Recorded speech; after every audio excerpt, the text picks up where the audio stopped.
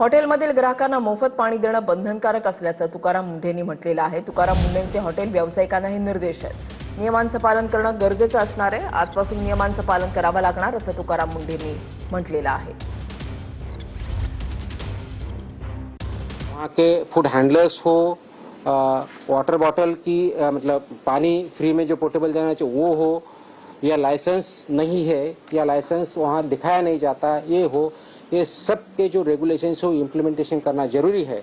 इसलिए 23 जून को कल मैंने as a food safety commissioner Maharashtra बोल के कुछ आदेश पारित किए हैं। ये that is regarding hotels, restaurants and eateries.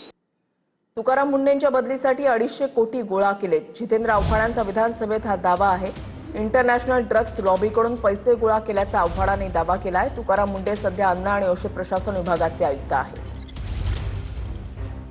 Companies ज्या मुंडेंमुळे कामाला लागल्यात त्यांनी 250 कोटी रुपये जमा केलेत फक्त मुंडेंची बदली करायची म्हणून।